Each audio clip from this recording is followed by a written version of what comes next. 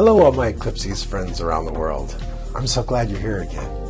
You know what? This week I'm going to tell you about how I don't write much punctuation, but I let Eclipse write it for me. So let's go into Cosmos Corner. We got a lot to cover.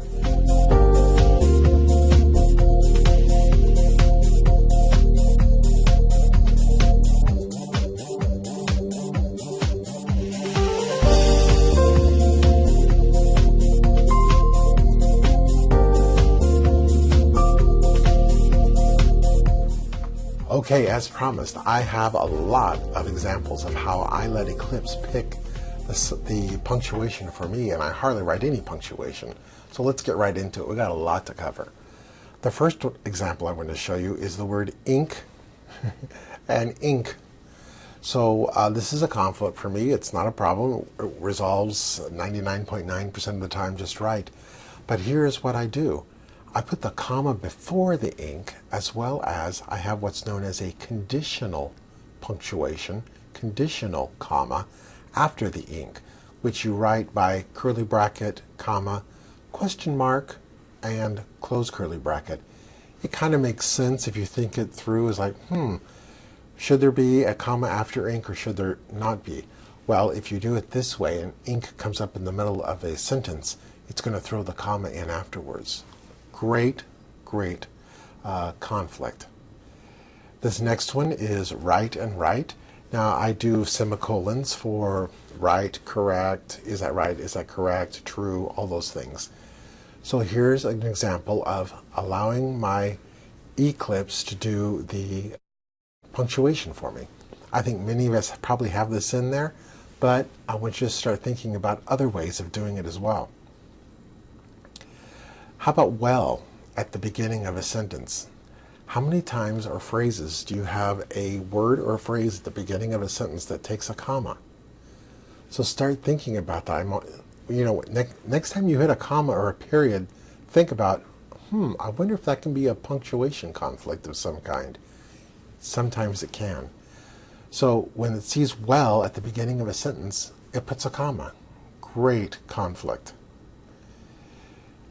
Now this is what I call a string of conflicts, and for these kind of conflicts I prefer to have it like this, 4 different choices, because I want it to learn the AI because it's more accurate than the conditional comma or the conditional period, conditional punctuation. And as you can see, it's learned 130 rules, and that's because I have 4 conflicts.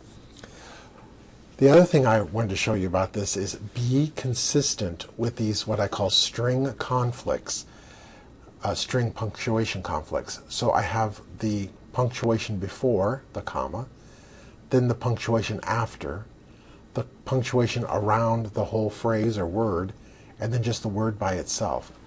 So when you're editing, you'll get used to before, after, around, nothing.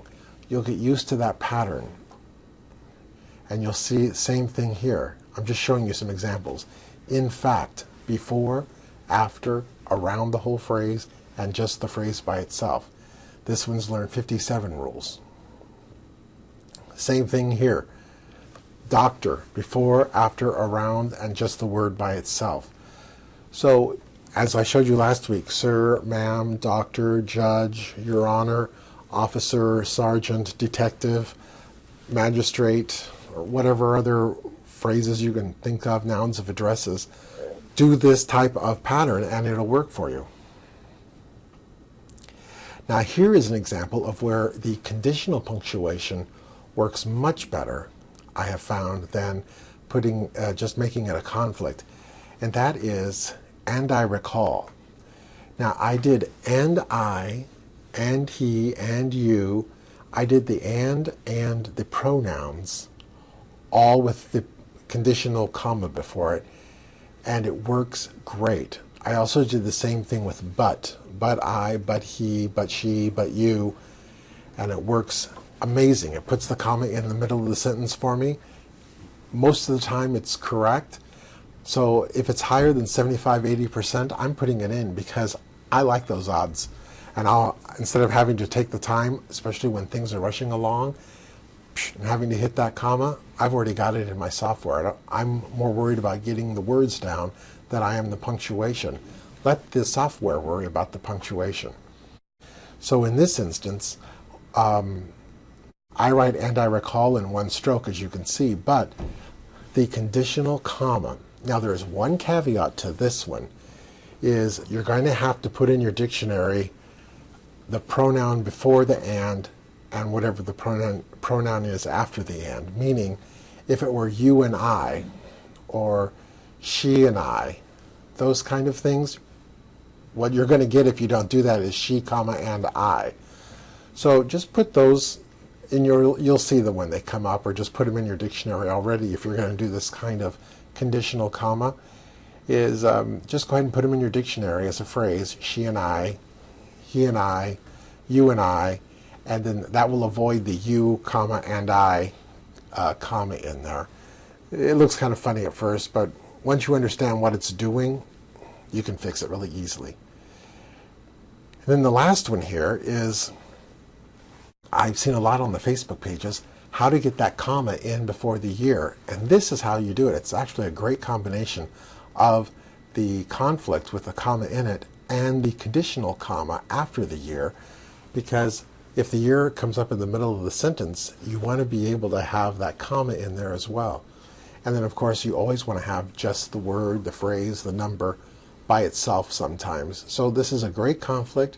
This resolves very, very easily because it learns, although there's nothing here, I created this, but it learns very fast because it knows when it starts doing the AI, if there's a number before and you tell it, hey, I want the comma, it's very quick, very easy, very quick. All right, now here are some rules that I want you to be aware of as well. 1, be consistent with how you do your conflicts. 2, if you're going to make conflicts, put the word or the phrase that's going to come up the most in your first slot, the number 1 slot, the first conflict of the many conflicts, of the 2 or 3 choices. Put the one that's going to come up the most in the number 1 slot. And the reason for that is, if you go to Alt-U, and I believe it's Translate, let's see, Translate, yes, you'll see here, pick first conflict by default. The reason that's in there is because if you don't want any conflict showing up in your transcript, and if Eclipse cannot resolve a conflict for whatever reason, it hasn't learned that rule yet, it will default, if you have that checked, to the first conflict in that string or in your choices. So that's why you want to put that as your first choice. Your first one is the highest used. I'm trying to struggle with the words, but you want to pick the one that's going to be used the most in your number 1 slot. If you don't want Eclipse to learn a rule, the artificial intelligence to learn a rule, and that happens sometimes with like correct or right, where I had that semicolon conflict, semicolon right, semicolon correct, and then the word correct or right by itself. Well, there's some times where it picked the wrong one at the end of a sentence and it gave me the semicolon, especially when it was an answer, blah, blah, blah, blah, blah, right, where I'd want a comma instead of a semicolon.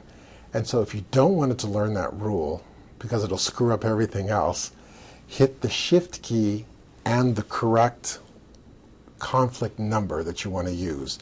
And that will override it learning that new artificial intelligent rule, the AI rule. So be aware of that. And I think that is it.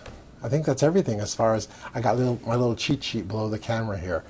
But I think that's everything as far as giving you an idea, to spark some ideas on how to get punctuation conflicts in your dictionary so that you're not writing so much. And thinking of sparks, you know what?